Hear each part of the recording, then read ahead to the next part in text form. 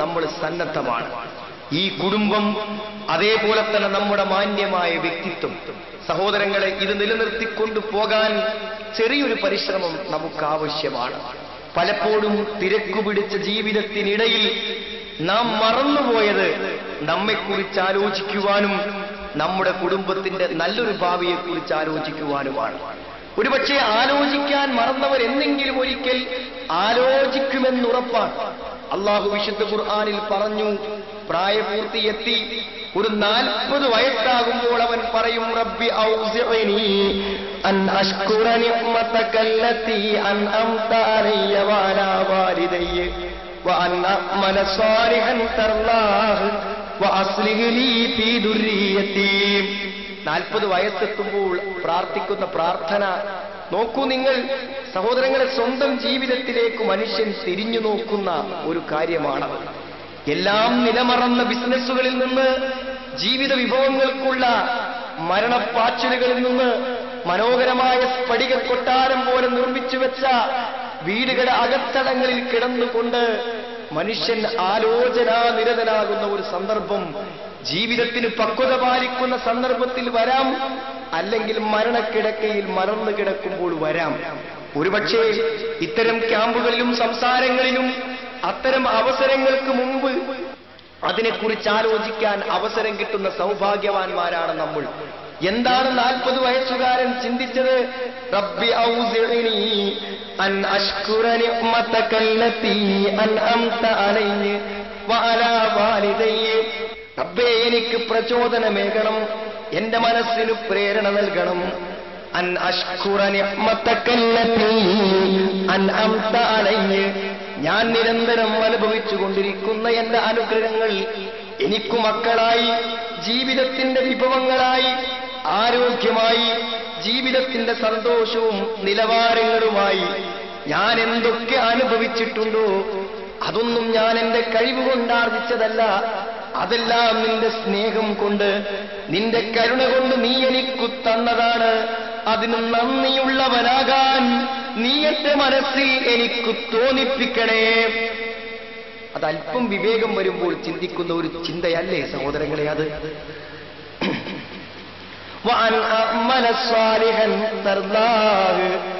ജീവിതത്തിന്റെ തിരക്കിനിടയിൽ പലതും ഞാൻ ചെയ്തു വെച്ചിട്ടുണ്ട് റബ്ബേ. എന്നാൽ നിന്നെ തൃപ്തിപ്പെടുത്താൻ പറ്റുന്ന ആത്മാർത്ഥമായ വല്ലതും ചെയ്തുവെന്ന് സംതൃപ്തിപ്പെടാനും സന്തോഷിക്കുവാനും എനിക്കില്ല. അതുകൊണ്ട് നിന്നെ തൃപ്തിപ്പെടുത്തുന്ന വല്ലതും ചെയ്യാൻ നീ എന്നെ പ്രേരിപ്പിക്കണേ. വഅസ്ലിഹ് ലീ ഫീ ദുർരിയതി. എന്റെ മക്കളിൽ നീ നന്മ തരണേ. ഭൗതികമായി ഞാൻ അവരെ നല്ലോണം ഉയർത്തിയിട്ടുണ്ട്. പക്ഷേ റബ്ബേ, നല്ലവരായി അവർ തീരുമെന്ന് പ്രതീക്ഷിക്കാവുന്ന അവസ്ഥയിലേക്ക് അവരെ കൈപിടിച്ചു കൊണ്ടുവരാൻ എനിക്ക് പറ്റിയിട്ടില്ല. ഇനിയെങ്കിലും എനിക്കതിന് സാധിക്കണം. സഹോദരങ്ങളെ, ഇതൊക്കെ അല്പം ഇരുന്ന് ജീവിതം മറന്നു ചിന്തിക്കുന്നവർ ചിന്തിക്കുന്ന ചില കാര്യങ്ങളാണ്. അങ്ങനെയൊക്കെ ചിന്തിക്കാനും ആലോചിക്കാനും തുടങ്ങുന്നവർക്ക് മാത്രമേ ഞാൻ ഈ പറയുന്ന വിഷയത്തിലും ആലോചിക്കാൻ എന്തെങ്കിലും ഉള്ളൂ. ആദ്യം നമുക്ക് നമ്മളിൽ നിന്ന് തുടങ്ങാം. ഞങ്ങളൊരു എക്സിബിഷനിൽ നിന്ന് വിരമിച്ചിരിക്കുകയാണപ്പോൾ ഇൻസൈറ്റ് എന്ന പേരിൽ പെരിന്തൽമണ്ണയിൽ. ഒരുപക്ഷെ നിങ്ങൾ പരസ്യം കണ്ടിട്ടുണ്ടായിരിക്കാം. ഇൻസൈറ്റിന്റെ പ്രവേശന കവാടത്തിൽ അശ്രദ്ധനായി 4 ഭാഗം നോക്കി എന്തോ കാഴ്ച കാണാൻ വേണ്ടി വന്ന പലരും മെല്ലെ മെല്ലെ പതുക്കെ ഓരോ ഫ്ലെക്സിലൂടെ കടന്നുപോയി. അവസാനം അള്ളാഹുവിനെ കുറിച്ചും പരലോകത്തെക്കുറിച്ചും മരണത്തെക്കുറിച്ചും ജീവിതത്തെക്കുറിച്ചും മനസ്സിലാക്കി തിരിച്ചു വരുമ്പോൾ സഹോദരങ്ങളെ, ആ മുഖങ്ങളിൽ പ്രത്യക്ഷപ്പെടുന്ന വികാരം മാറ്റം എനിക്കെന്റെ വാക്കുകൾക്ക് അതീതമാണ്. അവരെഴുതി വെച്ച വരികൾ വാക്കുകൾക്ക് അതീതമാണ്. ഒരുപക്ഷെ സ്വന്തത്തെക്കുറിച്ച് ആലോചിച്ച ഒരു നിമിഷമായിരിക്കാം അത്. ഇവിടെയും നാം ആലോചിക്കേണ്ടത് അതാണ്. ഖുർആനിൽ ഏറ്റവും അധികം പറഞ്ഞ കഥ മൂസാ നബി അലൈഹിസ്സലാമിന്റെ കഥയാണ്. എത്ര സ്ഥലത്താണ് ഖുർആൻ അത് ആവർത്തിച്ചു പറയുന്നത്? ഹൽ അതാക ഹദീഥു മൂസ. മൂസയുടെ വർത്തമാനം പ്രവാചകരെ താങ്കൾക്ക് വന്നു കിട്ടിയിട്ടുണ്ടോ? എത്ര സ്ഥലത്താ ഖുർആൻ ചോദിക്കുന്നത്? ആ കഥയൊന്ന് വായിച്ചു നോക്കൂ സഹോദരങ്ങളെ. പ്രത്യേകിച്ച് സൂറത്തു ത്വാഹയിൽ ഒന്ന് മനസ്സറിഞ്ഞു വായിച്ചു നോക്കൂ നിങ്ങൾ. ജീവിതത്തോടാണത് സംസാരിക്കുന്നത്. മൂസാ നബി അലൈഹിസ്സലാം ഫറോവയുടെ കൊട്ടാരത്തിലേക്ക് പോകാൻ അള്ളാഹു പറഞ്ഞപ്പോൾ ചെറിയൊരു ധൈര്യക്കുറവ്. ആ ധൈര്യക്കുറവിന്റെ സന്ദർഭത്തിൽ നിൽക്കുമ്പോൾ അള്ളാഹു മൂസാ നബി അലൈഹിസ്സലാമിനോട് പറഞ്ഞു, ഞാൻ നിനക്ക് പലപ്പോഴായി ജീവിതത്തിൽ അനുഗ്രഹങ്ങൾ ചെയ്തിട്ടുണ്ട്. വലഖദ് മനന്നാ അലൈക മറത്തൻ ഉഖ്റാ, ഇനി ഒരിക്കൽ കൂടെ ഞാൻ നിന്നെ അനുഗ്രഹിക്കാൻ തീരുമാനിച്ചിരിക്കുന്നു. എന്നിട്ട് അള്ളാഹ് ഓർമ്മപ്പെടുത്തിയ എന്താണ്? സഹോദരങ്ങളുടെ സാമർത്ഥ്യം കൊണ്ടാണ് കഴിഞ്ഞ് കടന്നു പോകുന്നത് എന്ന് ദയവ് ചെയ്ത് വിചാരിച്ചു പോകരുത്. നമ്മുടെ സാമർത്ഥ്യമാണോ നമ്മുടെ ഇവിടേക്ക് എത്തിച്ചതെന്ന് വിചാരിക്കുന്നുവോ സഹോദരങ്ങളെ? ബാങ്കിൽ കെട്ടിക്കിടക്കുന്ന പണത്തിനു പിന്നിൽ എന്റെ സാമർത്ഥ്യമാണെന്ന് വിചാരിച്ചു പോയവനാണ് സഹോദരങ്ങളെ ജീവിതത്തിൽ അബദ്ധം പറ്റിയവൻ. ഈ സുന്ദരനും സുന്ദരികളുമായ മക്കൾക്ക് ജന്മം നൽകാൻ പറ്റിയത് പെണ്ണു കാണാൻ പോയപ്പോൾ തരക്കലില്ലാത്തൊരു സ്ത്രീയെ തിരഞ്ഞെടുത്ത എന്റെ സാമർത്ഥ്യമാണ് എന്റെ കുട്ടികൾക്ക് സൗന്ദര്യം പകർന്നതെന്ന് വിശ്വസിച്ചു പോയോ സഹോദരങ്ങളെ? വിദ്യാഭ്യാസ രംഗത്തും ഭൗതിക രംഗത്തുമുള്ള എന്റെ കാഴ്ചപ്പാടുകളും സാമർത്ഥ്യങ്ങളുമാണ് ഈ അങ്ങാടിനെ നല്ലൊരു ബിസിനസ്സുകാരനാക്കി എന്നെ മാറ്റിയതെന്ന് തെറ്റിദ്ധരിച്ചു പോയോ നമ്മൾ? അങ്ങനെയെങ്കിൽ സഹോദരങ്ങളെ അത് എല്ലാവർക്കും സാധിക്കേണ്ടിയിരുന്നല്ലോ, സാധിച്ചില്ല. മൂസാ നബിയുടെ ജീവിതം അതാണ് നമ്മളെ പഠിപ്പിക്കുന്നത്, തികഞ്ഞ യാദൃച്ഛികത സഹോദരങ്ങളെ. നാളത്തെ പ്രഭാതം ഒരു ദാരിദ്ര്യത്തിലേക്ക് എന്നെയും നിങ്ങളെയും എടുത്തെറിയില്ലെന്ന് പറയാൻ ആത്മധൈര്യമുള്ളവരുണ്ടോ? ഈ വാക്ക് കേൾക്കുന്നവരിൽ ഉണ്ടോ സഹോദരങ്ങളെ? നാളെ നമ്മുടെ മക്കൾക്ക് നൽകാൻ ഒരു നേരത്തെ ഭക്ഷണത്തിന് കടം വാങ്ങേണ്ടി വരില്ലെന്ന് ഉറപ്പ് പറയാൻ പറ്റുന്നവരുണ്ടോ ഇവിടെ? നാളെ ICUയിൽ ഇലക്ട്രോണിക് ഉപകരണങ്ങളും ഘടിപ്പിച്ചു വെച്ച് അതിൽ പൾസിന്റെ ഏറ്റവ്യത്യാസങ്ങൾ പരിശോധിക്കുന്ന മരണക്കിടക്കയിലാവില്ല നാളത്തെ ഈ സമയമെന്ന് പറയാൻ ആത്മധൈര്യമുള്ളവരുണ്ടോ ഈ സദസ്സിൽ? നിമിഷങ്ങളെ കൊണ്ട് ജീവിതത്തിന്റെ കോലം മാറും സഹോദരങ്ങളെ.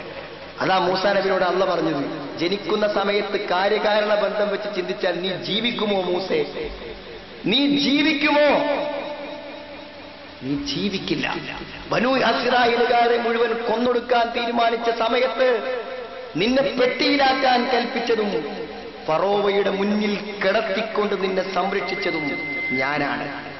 നിന്റെ സാമർത്ഥ്യത്തിലോ കഴിവിനോ ആത്മധൈര്യത്തിനോ അതിലെന്ത് പങ്ക്? നിന്റെ ഉമ്മയിലേക്ക് ഞാൻ തിരിച്ചു നൽകി, കൺകുളിർക്കെ സന്തോഷിച്ചു വാങ്ങി. നിന്റെ ഉമ്മ നിന്റെ മാറോട് ചേർത്ത് മുല തന്ന് സന്തോഷിച്ചതിന്റെ പിന്നിൽ ഞാനാണോ നീയാണോ മൂസേ? അല്ലാഹ് ചോദിക്കാണ് മൂസാ നബിയോട്. സഹോദരങ്ങൾ, അതൊക്കെ കഴിഞ്ഞിട്ട് നോക്കൂ നിങ്ങൾ. മൂസാ നബി അംഗീകരിക്കാഞ്ഞിട്ടല്ലത്. എന്തിന് പേടിക്കണം? ഞാൻ ഉണ്ട് നിന്റെ കൂടെ.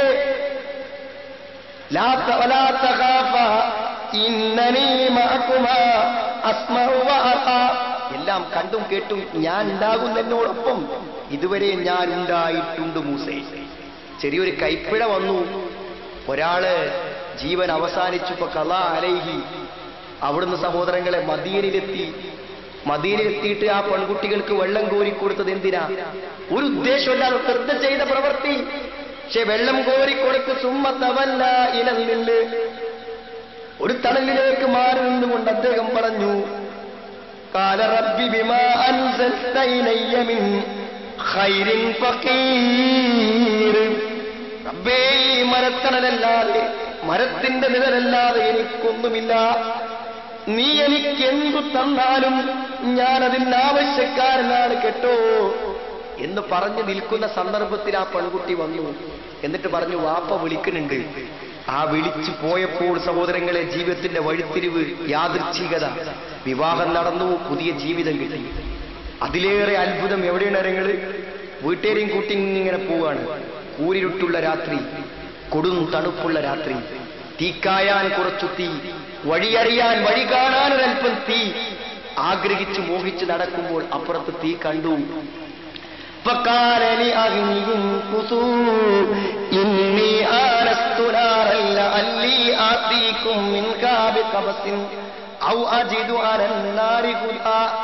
നിങ്ങൾ ഇവിടെ നിന്നോളി, ഞാനൊരു ചൂട്ട് കത്തിച്ചു കൊണ്ടുവരാം. അല്ലെങ്കിൽ തീയുള്ളിടത്ത് ആളുണ്ടാകുമല്ലോ, ഞാൻ വഴി ചോദിച്ചു വരാം. പക്ഷേ സഹോദരങ്ങളെ, അവിടെ ചെന്നിട്ട് തീ ചൂട്ട് കത്തിക്കലല്ല നടന്നത്, വഴി ചോദിക്കലും അല്ല നടന്നത്. വിചാരിച്ചതാണെങ്കിലും യാദൃച്ഛികത. എന്തേ? അല്ലാഹ് പറഞ്ഞു, ഇന്നി അന റബ്ബുക ഫഖ്ലഅന ഇലൈക ഇന്നക ബിൽ ഫാദിൽ മുഖദ്ദസ് തുവാ. മൂസേ പരിശുദ്ധമായ താഴ്വരയിലാണ്.